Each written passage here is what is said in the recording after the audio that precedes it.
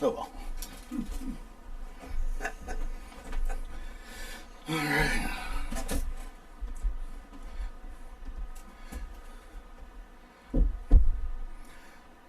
All right, we're going live on Coffee and Bullshit, episode number 35. Already. Yeah, 35, right? I think we have no troubles. Kind of pre-did everything. As you can see, we have here today is Bruce.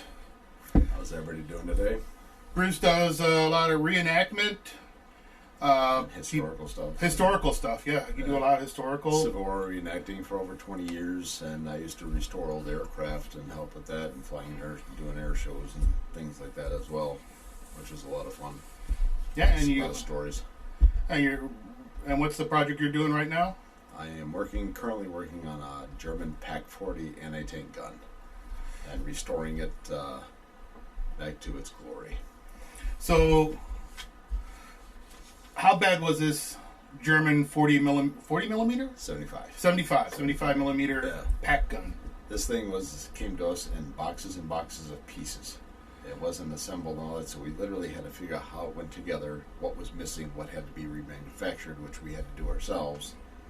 We had to do all the bit-by-bit pieces, and then just put it together using pictures, some historical documents, and just little by little. And it's getting pretty far along, and it'll be hopefully ready by this beginning of the summer here, Memorial Day. So was there a technical manual that could be found? I mean, there were some old drawings and pictures of it, and we used a lot of field pictures.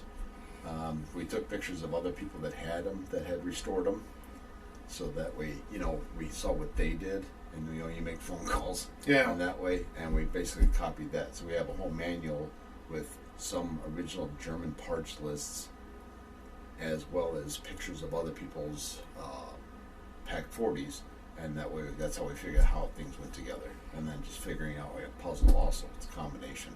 So since it's anti-aircraft. No, this is anti-tank. Oh, anti-tank. Sorry, yes. I don't know why I was thinking. Wait a second. 88. Yeah. So what would the Germans use it for? I mean, besides tanks. That one was mostly anti-tank or anti-armor.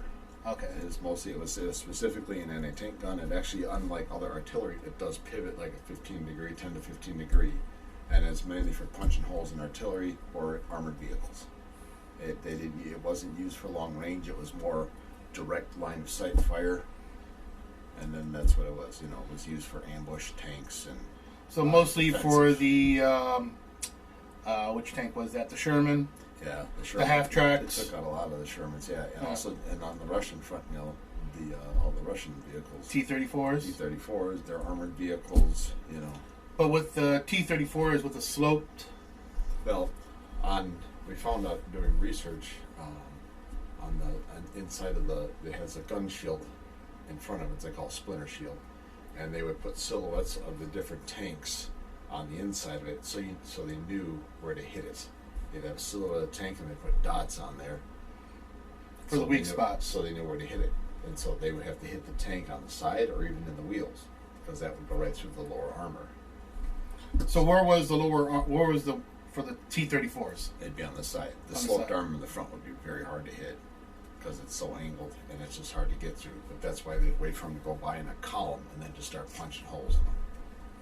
Same with the Shermans. Shermans are, they still was better to hit them on the side, but you wait in ambush. You try to figure out where they're going to pass in front of you, and you can start picking them off. That's how a lot of the German tanks were. The Stug, which was a German, it was a fixed gun tank. They did it the same way. They would sit in ambush and wait for things to pass by them and blast them. Huh. Now, how about today's artillery? They still have anti-armored? They still have. Could you use a 105 or a 155? In the case of emergency, you could, but it's inefficient. Trying to get that line of sight, because that's more for longer range. Bombardment, that you're better off using something that's made for that in the close range. Now if you drop one on top of it, it's going to do some serious damage, if not take it out. But there are stories, if that's what you have, you're going to use it. Right. It just doesn't have the sight for it. See, the Pak-40s, it actually has a sight and a hole in the shield, but they sit there and look through the sight, and they can line it up depending on the shell, what type of shell they're using, and and that's what they do. Whereas the artillery, they use more angles and ranges for long lobbing. Right. It's a different gun made for a different purpose. All right. So if anybody's wondering where Brian's at today, Brian is at the flea market at King County. It's going on today from noon to 5, and then tomorrow Brian and I will both be there from 7:30 to 3. So if you got some free time, check it out. We're doing free samples. Yeah, you got to pay your money to get in, but you might find something there you like. It's a fun place to be. Yeah, there's a lot of different stuff. Quite a few. What do you want to say? There's all sorts of all sorts of stuff there. There's everything from antiques to food products, like like the coffee and some really good popcorn out there. Patriot Popcorn's out there. I believe maybe here's Patriot Popcorn here. I think Core Spice is out there. They didn't see that we're blocking one of their products, but yeah, we'll push it out this way here. There you go. And of course, good shout out to. Boy, today I didn't sleep very good last night. So Charlie Mike's, holy crap, beef jerky. Sorry, Mike, that's just kind of dazed over there. Because I want to call you something else. Your original name, Balls Deep. That's what keeps going through my head. Danny, hey, from saying hi. Bobby, Rhonda's online. Patriot Popcorn is so good. She's the one who ate. If you guys remember, she's the one who had the with Bobby and his wife Rhonda. She ate. Tried to do the hot shot challenge. Oh, yeah. She did all right. She didn't finish it, but she got there and she finished off. And I don't think we had any milk or peanut butter, but she survived it. I mean, I don't know how. She wasn't really sweating. She was probably sweating from inside. So that's where Brian's at. We'll be there tomorrow. Shop will be closed here, but we'll be down there. I want to give out a shout to Aaron from Wooby Brothers Apparel out in Reno, Nevada. Check them out at www.woobybrothersapparel.com. Their checkout code, save 10%, is WoobyBro. Check them out. Hey, just talked to him this morning. Aaron, great guy, 19 Delta guy, Army. We're going to kind of have them like a partner page for each of us. So check them out. Don't forget, we're going to do the giveaway a free bag of coffee. We came up with a great trivia. Not very many people know what it is, but we'll put it out there in about 15-20 minutes. Give you a little time to figure it out, but just let you know, stay tuned. And then for all those this, like I said, we're going to do our little shot here. Little shot. There you go. Let's see. Oh, that's a bright shot. So we're doing little buffalo trace. Good thing on a rainy day. Yeah. So salute. And to all the fallen guys, all our fallen brothers and sisters, and all that served. All who served, and DMX.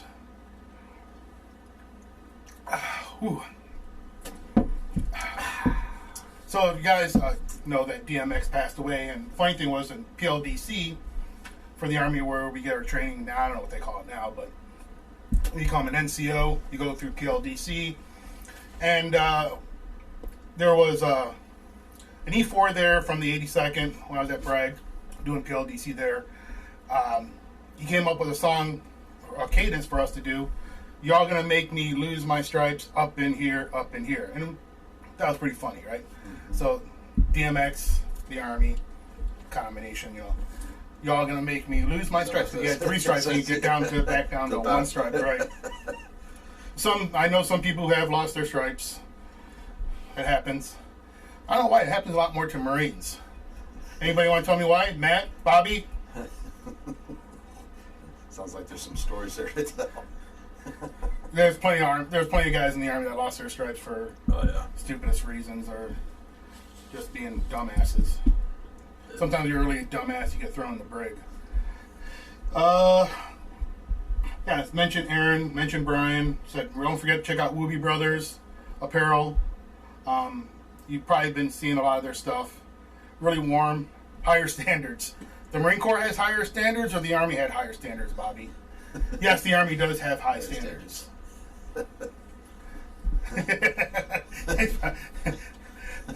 And Matt, if you're out there, give me a call sometime. You know what I'm talking about. But, we'd be just dumber. So, what type of reenactment have you usually do when you do? Mostly, I've done Civil War. Civil War Infantry. We represent a unit. It was called the Illinois 64th Company. It was based out of Will County, mostly out of Joliet and that area, and that's who we portray. So it would be it's an infantry company. How come not the one in King County? Was there one in King County? Yeah, there are some in King County before, but that's just who I met. Okay. Okay. I got involved with guys that were in that unit. I just happened to meet them. I had a friend of mine who was in that unit, and that's how I got into it, like 1998 or 99, somewhere around there. So, what does it take to qualify to become a reenactor? A reenactor, right? I guess you call it. Yeah. For Civil War. Well, it's good to know the history of it, you know. That's probably helps. Start reading about it and it's mostly just a desire to learn and want to do it, you know, because a lot of units will help you get started in that because it can be a little bit expensive and all that. So they'll get it started, you know, and then you just get your stuff over the course of time. And it's mostly just desiring wanting to try it out, wanting to do it. So, but when you do it, you're doing the camping, you're doing the same type of eating, except probably the food's a little bit better. Yeah, that's a little more safer, but yeah, you're not getting the what was those biscuits? Hardtack. Hardtack, yes. Yeah, the hardtack back then you'd have to soak it in coffee for quite a while, else you'd break your teeth. You know, the new stuff is a little bit, you know, we kind of tone it down just a touch. Does anybody break out MREs, or they kind of just all cook and? They really don't have MREs back then. No. They would basically sort out everything. Like if we do a campaign thing or march thing, what they would do is you get your rations from the higher up, you know, up on from the commissary, from the brigade or whoever's, you know, kind of considered the top of the event. And then you'd lay out your ground cloth, and basically you would make piles of, let's say, sometimes you'd have coffee, you know, or sugar, or meat, or hardtack, whatever. And each soldier would come back with what they call ditty bags. It was just little cloth bags, usually made from miscellaneous material from home, and you would take one of each type of pile, and that would be your rations for however long it was, a couple of days, a day, whatever. You know. So, what was the most common rifle they used? 1862 Springfield or an Enfield were the two popular ones. Wasn't the Enfields the British? Yes, but they had them here. You know, they bought them. You know, they bought them and they had them here. The South had some of those too, because England sold both sides basically. You know, but the Springfield was a very popular one as well, all 58 caliber. And what was the Enfield? Same thing. Both 58 caliber. Yes, yeah, they had to be the same ammo because they didn't want to try to produce so many types of ammo. So that'd be a pretty. That's bigger. That's like 8 thousandths larger than a 50 caliber shell, as far as the diameter of the bullet. So what would be the range? Those were accurate because they're rifles. They're accurate up to 200 yards, and that's why so many people died, because they used Napoleonic tactics, which were march everybody in a straight line. But those were the days of the muskets, which were straight bore, so the bullets would fly in different directions. So you fire a bunch trying to get a few, but then all of a sudden they came in the line with all the bullets that went straight. Right. And that's why such large casualties and injuries and everything else. But would the war have lasted longer if they would use more modern tactics? Because I mean, you would have ditches, you would have it's still. It'd probably be more like World War I tactics. There was actually sieges and things like that. Yeah. It took a while, but you probably wouldn't have had as many casualties. Possibly, I mean, it's hard to say. You know. And they wouldn't happen the casualties wouldn't happen as fast because this is mass casualty. Oh yeah. But the outcome of the war, just because the North had so many more people in the industry to do it. Yeah. And at the end of the war, they were kind of, you know, they has a rifle which I have as a Henry, which was the first lever action rifle, and that started changing everything because they could load that 13 rounds and that just fire, just keep firing, and you could have a small group of guys, and there are stories of that where they pushed whole. You know, much larger units off the field because they just couldn't keep up with the firepower. Yeah. And that changed everything. Amy, you're probably right. The Marines do like to get drunk, but so does the Army. You know, the one thing about the military is we are the world's most functional drunks. I couldn't tell you how many times when I was in after a night of drinking during the week and get up at fucking dark 30 and start running, right? And then how do you enter the free giveaway? Well, you just watch this. We'll get out a question and maybe we might give out two free gifts. I don't know. I'm kind of feeling generous today. I already had a shot. The only thing that's not going to make me feel generous today is after I do my taxes. So you're lucky I didn't do my taxes first. We'll do. We'll give you a question, and if somebody comes up with it real quick, you win. Maybe we'll throw out another one because we got two. Yeah, you type it in here, and then I'll tell you. If you won, DM us your name and address, and we'll send it to you Monday, Tuesday. I'll get to it right around there. Most likely Tuesday because Monday depends how much packaging I got to get done from the. But you'll get it. Yeah, you'll get it. I think I had like one person I kind of forgot like a week later and I hit it. It was my fault. Shit just happens. So, going on, what type of the pistols? What pistols would they use? Mostly like the Army Navy pistols, but they weren't used as much. They were officer sidearms, and they might use them for close range things, but they weren't that accurate. It's not like the Hollywood thing where they can, some guy's riding on a horse going like this, and at 200 yards away it goes tunk and they fall off. It just doesn't happen that way. How common was it to mount your bayonet? That tactic was actually outdated by the Civil War.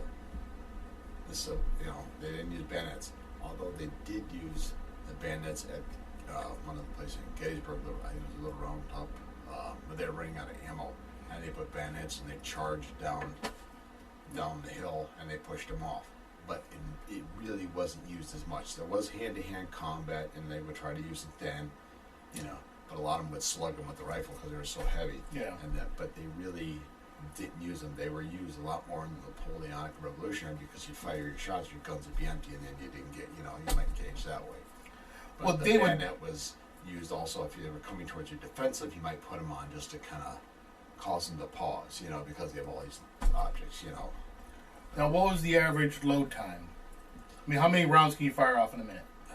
Me, I could do 2 or so. Reenacting, you can do 3, because the reenacting rounds don't have the bullet in them. But on the account of the soldiers, like from diaries and things, they said that there were soldiers out there on the average who were doing 3 a minute because they just got so good at it. Now, how come more repeaters? I mean, they had those rifles they used during the Lewis and Clark, right? They had like air pellets. Some of them, yeah, but they weren't as accurate or not. It has to do with manufacturing too. It's, to manufacture all the parts for lever action and that, it's harder to do. And the plants, it's just like nowadays, when the Civil War started, everybody started making the regular Springfield rifles here because that's what they already were making. It was the most common rifle. It was the easiest to make, and it's cheaper to make. And to sit there in the middle of war to try to retool your factories to do something like that is awful difficult. And then also, the other thing is the expense of ammo. You really have to discipline yourself. If you're used to the musket, you don't care how fast you shoot 3 rounds a minute. Somebody with lever action, if they get all, in the heat of battle, they can start firing all this ammo, and they would just use up so much ammo. Well, you're causing a wall of lead hitting the enemy, right? I mean, if they would have went to the lever actions repeaters during the Civil War, the war might have been done a whole lot faster. But it's a lot more expensive. It is. It's cheap. They already had these other rifles there, and the ammo was different because they had all their 58 caliber. The one my Henry is 45 long Colt. Right. So it's a different ammo. So then they'd have to remanufacture the ammo. You'd have to, How about the Gatling? The Gatling was probably a missed opportunity. It was actually considered an artillery piece, and Lincoln and other people decided not to use it because they thought it was kind of inhumane. But had they used that like at Gettysburg, yeah, it would be done, but it would have ended the war a lot sooner. Yeah. But it was considered at the time, they didn't want to use it. and it was mostly used more in the Indian wars, and then in later times, America, somebody at GE discovered, if we put an electric motor on this, and it'll fire a whole lot faster. Birth of the minigun came out in Vietnam, Yeah. Well, it's probably true. They didn't have a rotating gun during World War One or World War Two. It's just too much ammo to carry. Yeah. You can't carry that much ammo. Well, yeah, because it'd be magazine fed. Yeah, belt fed. Well, the earlier ones were all magazine fed. Yeah. Right? They were loaded from the top. But I'm saying if it was in a vehicle, you'd have to have, like you said, if you put it in a plane or something, you have to have a belt feed. Mm-hmm. The original ones were like, I think, 45, they're like 45 long, something like that. They were, and they were belt fed, but they're gravity fed. They'd feed them upside down, and it would just go down. Until there was no spring in there. No. Yeah. So it was gravity feed. It works, but you had to really just, slowly crank it, and it still was pretty effective. I mean, they were pretty deadly. Yeah. But then you carry magazines. It's why they considered it more of an artillery piece, because it was on a carriage that looked like that of a cannon, and it was towed in the same way. Well, what would the Union soldier carry? How many rounds would a Union soldier carry in his pack or his ammo he would pouch? carry 40 rounds. There's two sets of it's like two tins that would go in there. There's two sets of 10 on above. Pull the tin out, there's another pack of 10 in there that they'd unwrap and put on the top. And then a lot of times they would carry on the person maybe 2 extra packs, so 60. So these were already put together, right? They're already kind of like in a piece of. They're each round is wrapped in the paper, ready to go to tear off, and you dump it in. And each pack held 10 rounds, and then held like 12 caps, which is what you put on the back of what they call the nipple on the back to shoot off, and they always put a few extra in case you have also not use it to clear it, because if you had a foul, you'd put a cap on, try to clear it out. So they'd always have a few extras. You had your cap pouch up front, and your ammo would be on the side there. But most Civil War battles would probably be useless during rain, right? Because you couldn't keep your powder dry. There's a lot of battles in the rain. I've done a reenactment in the rain. Well, how do you keep the powder dry? You go when you load your gun. Yeah. You have them load it like either you hold your hat over it or something. Just keep the rain on. You dump it down there, and you hit it on there. Okay, and then you can put something over the top of it. You have to be careful because it was, it could foul up. And there was a lot of times when it fouled up. Yeah. So sometimes some people put a little stick thing in there or something to hold it, to cover it up. But like I said, the rain could get in there, especially if it rained hard. But once you get that first shot going, that heats that gun up in that, and if you keep going, it'll keep working. Yeah. But you have to be careful the ammo's wet. So you would take it, rip it, pour it. Why couldn't they just keep it in the thing and just pour it all down and just ram it in there? Wouldn't they save them time? Or because you need the powder to be exposed. You have to pull the powder because that cap shoots up a bunch of sparks. Right. It's just like a blast, and it has to have exposed powder to ignite. It wouldn't burn the paper. Okay. Because the paper was tough, so it wouldn't rip on you. But your paper was the wad, right? Yeah. Well, there is sometimes a wad in there, but yeah, you shoved that whole thing down the paper, and it wouldn't matter because it blew out. Who cares? People don't care about that. It was mostly you want to get the powder down, the bullet on top of it. If you stuck the paper with it, it was irrelevant. It didn't matter. Yeah. I mean, most of the time, if they squeezed it in there and they had the paper, they could drop the paper, whatever. But the most important part is getting that powder all the way down, packing it tight so it gets a bigger, creates more of a bang, if you will. So have you done World War II reenactment? I will be. You will I be? used to do war. I used to help restore and maintain old warplanes. We used to fly them around to air shows and all that. I've been flying in the P-51, TBMs, multitude of trainers, B-25 bomber. So. How about B-29s? Not yet. Not yet? No. There's only a couple of those flying, so that's kind of rare. And I still haven't been in a B-17 yet, but the B-25 we used to fly around all the time. The twin-engine bomber. I had to do little bombers. Yeah. So which ones did you help restore? I helped maintain. We'd clean them up, maintain them. And that was all the ones I listed. The one I actually had a hand in help restoring was actually a Korean jet. It was an F-86. Okay. The Sabre. Sabre. Yeah. We took that one down, and most of the stuff I did was cleaning up the aluminum and polishing it. Acid bath, and then washing it off, and acid bath multiple times to get all the corrosive stuff you can't see. And then the huge long process of polishing it to make it look like a mirror. And does it still fly today? Yeah. Really? I actually was in contact recently. The guy used to fly it. We talked for quite a while. Really? Yeah, I got him on Facebook and we talked for a while, and then he showed me old pictures, and it's still been flying. It flies today. He's retired from flying, because this was quite a few years ago already. So he kind of like sold the plane off. And yeah, he sold to the next generation, But yeah, it still flies and still shiny, but it was neat. And then we also on our F-86 we figured out how to put smoke out of it. So in air shows you leave a trail of smoke to give you give that audience like at the shows and that. But the problem with the F-86 when we first put it in is you couldn't use a standard pump. It was too fast. It wouldn't put enough smoke in to leave a trail because it's going 500 miles an hour. So Right. we had to rig up a system that just poured engine into the exhaust of the jet. It worked. Now, where do you see the future of reenactment? Is it starting to kind of die down? Is there younger? It's been dying down because the younger generation isn't being taught history anymore. They're so busy trying to change it or get rid of it or just ignore it.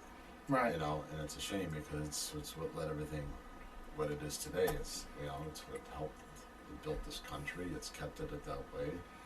For better or for worse. It's the history. The history. Well, I was talking to somebody who was doing it. He came up here, but down from Tennessee or Kentucky. Yeah. But he does reenactment down there, and he said down there, of course, their bigger ones are going to be more the Southern Army, right? Yeah. I guess up here it would be more of the Northern. That's because of their relatives and things. Yeah, but stuff like that. So I go, does the South always win the war? Then he goes, well, we try to keep it accurate, Yeah. But there's times where the South does win the war, and I was like, okay, just for it's shits and giggles, had fun, right? Yeah. Well, that's what we do up here too, because it depends on what kind of battle you try to partake, and then you just stick to whoever really won. Yeah. Other times you're doing skirmishes. Right. You have small units, and one day you lose, one day you win. Someday you'll take the objective, and the next day you'll lose it. Well, it could be just alter history, right? It could be. Yeah. But I mean, the skirmishes and the small battles happen all the time, and they went both ways. So it was easy to Bobby, they actually do have Vietnam reenactment. Yes, they do. Down in Lockport. This fall, we're going to be there too. I'll be representing both the Civil War and the German part of it. But it's what they call a timeline event.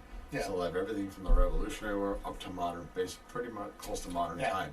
And it's pretty cool. Yeah, and there's a unit of Vietnam guys that'll be there. Yep, there's a unit of them. There's a unit of Japanese, Russians, quite a few Russians, and Poles. A lot of Poles. And World War II, there are Polish units, Russian units, German, some Italian, Japanese, a couple of French, Japanese, a lot of American and German. And some of the German units were Eastern Europeans units. Some, they had some of those guys.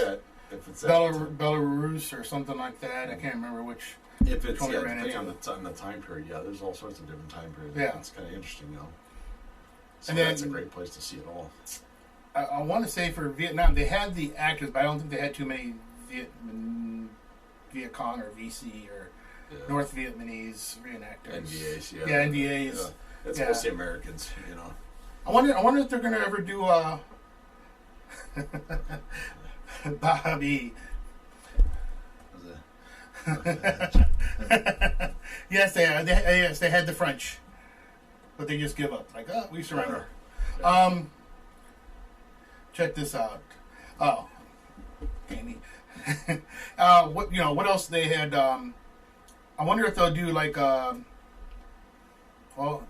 reenactment. They just have a bunch of U.S. units walking around lost. Yeah. Like, we don't have directions. I'm just joking, guys. There's actually a lot of things learned in that little. Yeah. They learned it. You can't follow the traveling map they give you at Well, the biggest thing they figured out is how lack of communication there was between the different branches. Oh, yeah. That was huge. That was a big thing. And that's why they've changed a lot of the radios and things, and now they have frequencies so the Navy can talk to the Marines, the Army, the Air Force, because you have to, because you don't know who's where and all that. And that changed a lot of stuff. And it actually worked, because by the time Desert Storm hit, it was pretty well coordinated.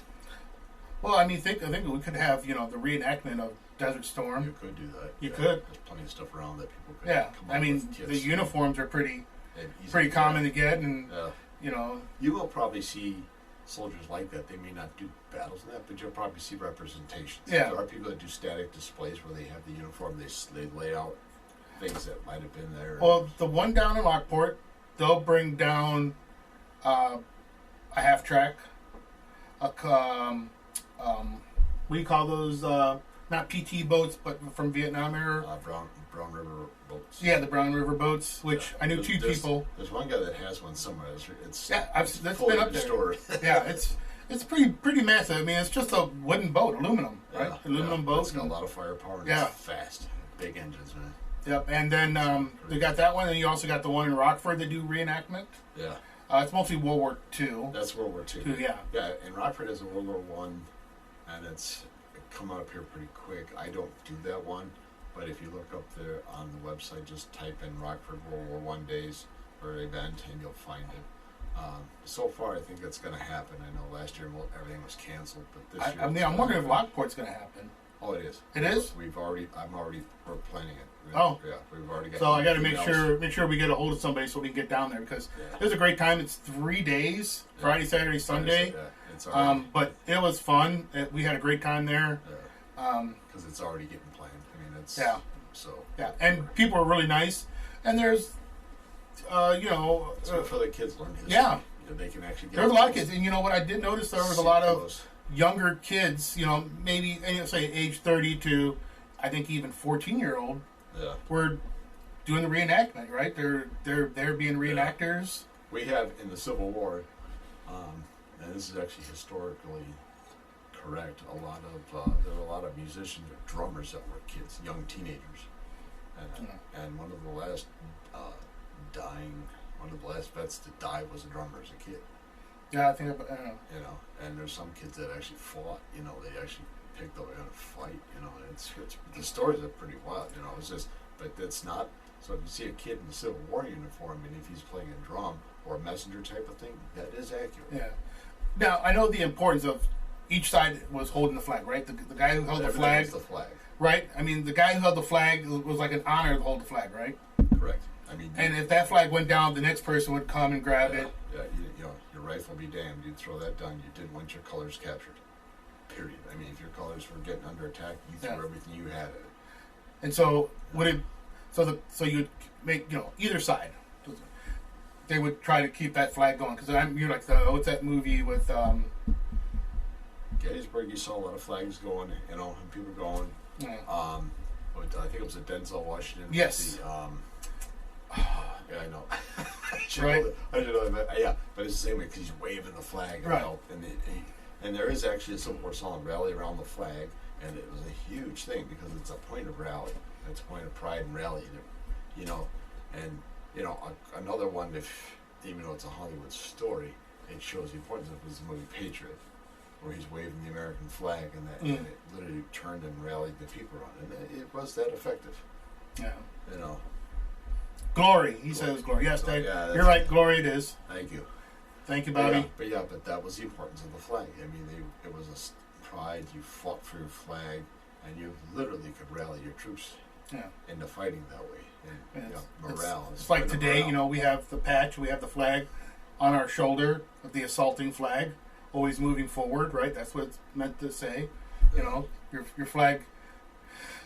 I guess in the Civil War, when they retreated, well, we really don't say retreat, it's tactical movement backwards. Yeah. But if they were to retreat, well, more times than one, the North was outdone by the South. Yeah. Especially with... Well, the Southern generals were very, very good. And the Union generals at the beginning were more picked because of political reasons than actual experience. Yeah. So like McCullen. And it showed. Yeah. Yeah, a lot of those guys. But, until Grant really came, Grant and Sherman, I mean, those two changed a lot of things. Not to say there wasn't good ones, but there were some very bad blunders. Yeah. The Civil War could have ended earlier. After Gettysburg, the South got decimated. I mean, their losses were huge, and they're on retreat. And what they should have done, and some of them wanted to, was pursue after them because you've already got them on the run. Get after them, and you could have crushed the army, and they didn't. And because of that, they were able to regroup, and it lasted a lot longer than it should have. Yeah. That was a loss. So how do you feel about military bases being changed? the names if they're supposed to have I it. think it's a state of the it's part of your history. I know. You know, ask every man that served there. You guys served at Fort Bragg. You want to change it around? You know? No, nobody really wants to change it. It's Fort Bragg. Yeah. It's not considered a Civil War thing. Yeah. Fort Lee, Fort Stewart, Yeah. they're naval bases. You know, They've been around for a long time. Yeah, You just take pride in where you did where you came Benning, from. right?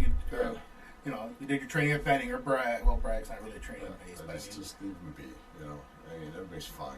yeah. They've Fort been- Jackson. They've been that way for How many of us- decades and decades. It's just part of the crap, and people have never served in the military. You know, because your base name for you guys nowadays is the same as the flag pride and the Civil Yeah. War. That's where you came. That's your unit. Well, And that's yeah. it's still a point of pride. It's where you after you get out of basic and your first Yeah. duty station is you're considered your home, right? No Yeah. matter where you've gone to other units, Yeah. your first duty station was your home. Because if you run into other guys that came from the same place, you're like, it's just a point of interest to each other. It's a point of pride. It's a commonality. Right. You know, it's, Yeah, it's like the airborne guys against air assault, or Yeah. the airborne guys, or whatever, legs versus pogues and all that crap. You know what I mean? Yeah, but it's a point of let it be. The soldiers don't want to change it, so let it. It's their thing. Yeah. Now, was there anything new that started up that was different than during the Civil War? Was there a different type of branch that started up that never started before? Was there? The branch was saying there were Marines there. They had, of course, the Navies on both sides, and the Army on both sides.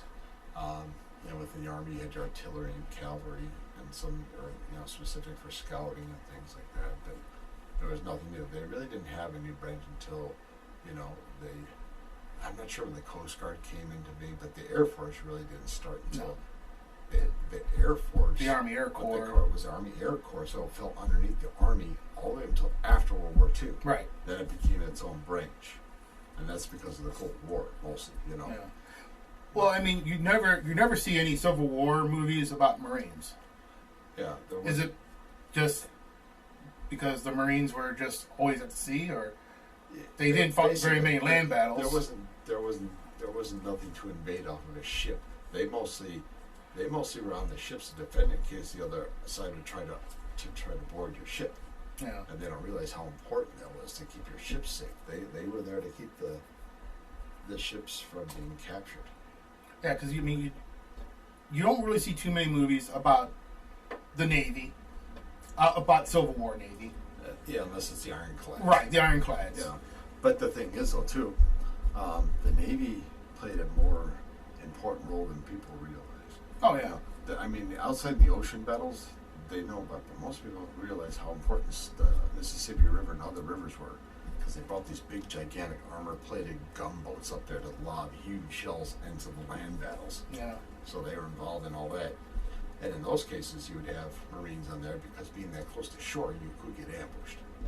And you're not going to be able to defend with a big gun. Yeah, they were kind of using steamboats at the time to. Yeah, paddle boats. Paddle boats, yeah. They're shallow paddle boats. They go down the real shallow rivers with these huge mortars and cannon to just blast in the fields. They did that. That helped to change the battle at Shiloh. You can go down there and you can see where, and they'll show you where the boats were there. And they were taking troops on and off, and they were lobbing artillery rounds to the Confederates. What was the biggest artillery piece they had? God, I think there's some of the fort guns are huge. Some of the old fort guns. Yeah. And I don't know what the exact inches were, but they're probably 7, 8 inches or so. I'm just guessing. Yeah. There's one up at Fort McCoy. There used to be one. They have the range up there, and at the top of the hill where the flag is, there's an old cannon up there. That was like a fortress cannon, big one. I'm trying to remember. And they used to say, I know I haven't seen it fire, but on the 4th of July they'd fire that thing out to the live range. But that was a big gun out there. But the fortress guns are probably the biggest guns, but they never moved. They were just massive chunks of iron. And then you had the mortars, which are probably 10-inch mortars or something, 10, 12-inch mortars. All right. Huge. Let's put out the question because we've been talking a little bit. So, Bruce, you want to explain? Yes, there's a term in the military that was used to say that they used to write down or say yes or no. It was for a qualification for somebody to be a soldier, and it was called 4F. What I'm looking for, does anybody know the origin or what 4F or what 4F means? And Right. it meant a soldier, if he was 4F, he was qualified to serve in the Army at this particular time period. Yep. So we need the time period and what does it mean. And it's actually I didn't. I mean, I know what 4F means today, but back then it was different. I didn't. When he told me this, I was like, huh, that makes sense. What 4F means. So if anybody know what 4Fs mean, and Bobby, it's not the F word 4 times. That's the new one. That's the new one. But it has its origins. If you weren't 4F, for that would you would be disqualified. But this one had a little different meaning. This one takes place during what he reenacts, where it origin. Yeah. So you kind of have to. Yes, Bobby. Damn it. So remember, this is for a bag of coffee. Your choice. What does 4F mean? And where did the origins come from? Oh, you know the origin now. Yeah, well, yes. So we kind of gave it away a little bit. And I will take one origin or one, what does the 4F means? Yeah. Why was it important? Yeah, why was it important to have why they use that term? So there was 4F. Is there 1A? Oh, I can't remember. Yeah, there's all sorts of. I know they had me down for something, and then I had to go see the doc. Close, but not 1970. It was before that, but way before 1917. But we'll say so you're getting close. I will say that. I'll give you a clue since that dental issue. That's a clue. But, yeah. The time period we'll say is the Civil War. So we're talking about that. That's pretty much give me when they used it. So don't forget to check out Wooby Brothers Apparel, Patriot Popcorn, Core Spice. Yep. I keep wanting to say your original name, Charlie Mike, which great beef jerky. It is great beef jerky, great spices, great popcorn. We got hot sauce, we got coffee. A little bit of everything. A little bit of everything. For a cool day, it's great coffee. Yeah. Make iced coffee, regular coffee. And don't forget the coffee also donates money to veterans organizations. Yes, a dollar of everything we sell. It's very important. A dollar of everything. That's a lot of reason why I reenact. KJ, you're going too high. You gotta go lower. Much lower. Much lower. When was the Civil War? I said that underneath my breath, so nobody should be able to hear it. Well, I said it in the model of the rifle too. Any one of those days. Yeah.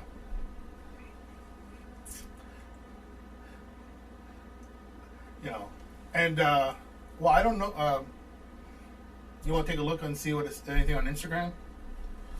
Yeah, see if you can see anything. So.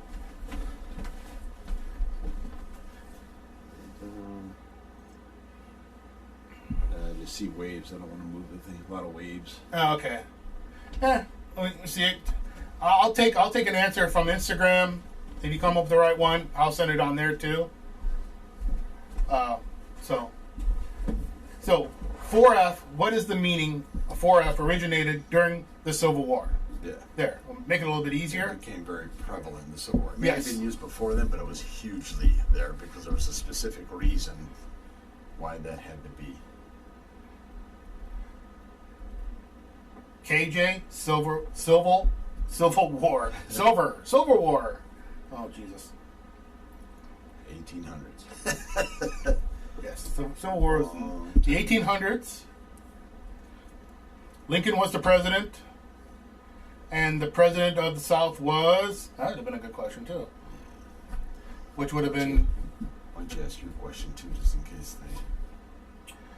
Oh. Throw that out there so if they can't get that one, maybe they'll get... I'll give him... Got a little bit of time. Got a little time for it. we got people listening. For a free bag of coffee, what does 4F mean during the Civil War? We know you people are not using Google. I don't think that would it tell you on Google? If somebody mentioned history of that, but it wasn't mentioned that often. Yeah, because I've never. Most of the time when we talk about in reenactments, we talk about it because, you know. I mean, it makes sense. The reason we talked more about it in the Civil War events is we'd have kids go through and we kind of put them through a mustering. Yeah. So and of course the officer, let me see if this one's 4F, you know, and go through it and then they explain it. But when you actually see, you know, what has to go on, anybody yet? Checking Yahoo. Okay. Let's put it this way. I'll give you another clue. It has to do with the ability to load your rifle. You have to think in terms of Civil War. Civil War, the Firearms. ability to load your rifle. Your rifle, because it wasn't a musket. No, it was a rifle. Because it was bored. So think of the type of round we were talking about them today, and how many we were loading a minute and everything else. Because if you didn't have this, you couldn't. It was extremely difficult. And tell them what they won, Bob. They won a brand new bag of coffee. Woo-wee! It's about my best Southern accent for firing. No, Bobby, we're not talking about your job. That was that's close. But what do you have to do before you fire? Do. I'm surprised this was never like a question in that game show. Yeah, that might be too difficult. You know. And know. you wager $10,000. Oh, you lost. Yeah. It's close, Bobby, but it's more for another aspect. What do you have to do before you fire? What do you do with the rifle? That's what it has to do with. And Bobby, it's not cocking. You just keep that in your pants. Yeah.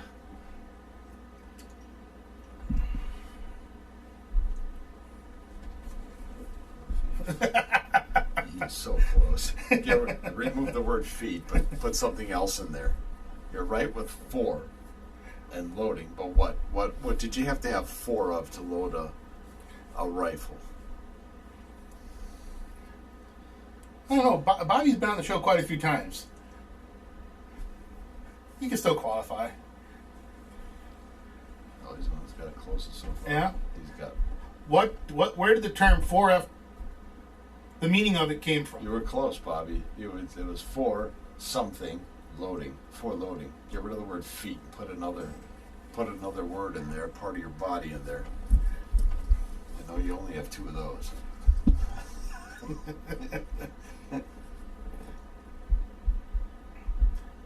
Come on, this is a good one. This is actually, when I heard it, it made sense why they call it 4F.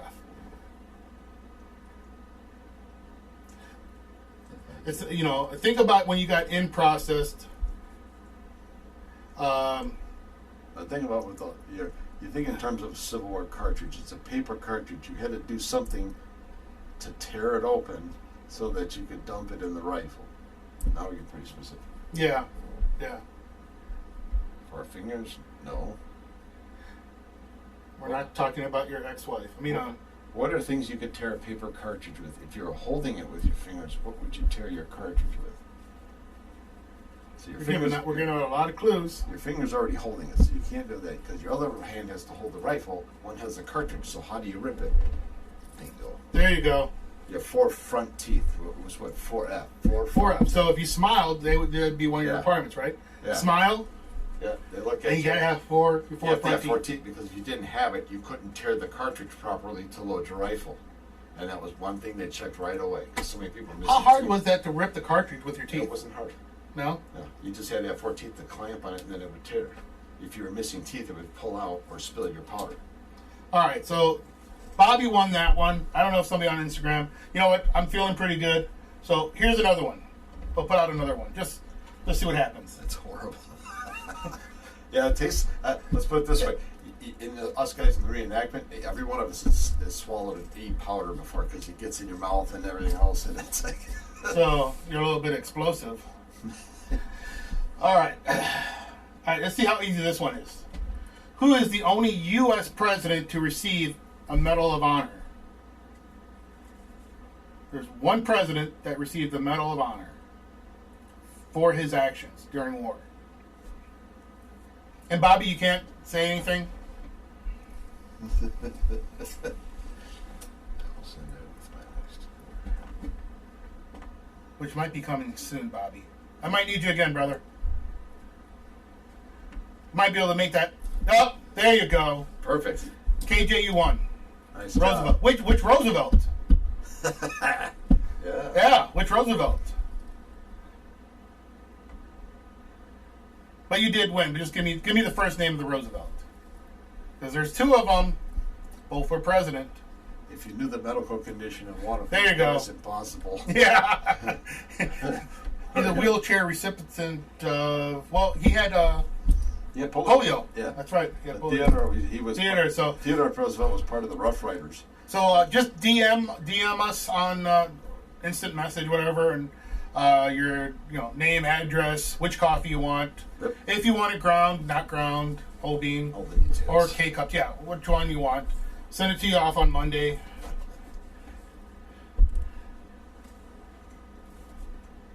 All right. Well, it's about our time. Yep. It Appreciate was, you having me it was, there. it was It good. fun. Thank you, Bruce. Thank you. Bruce, I've known Bruce for years. Long time. Yeah, a long time.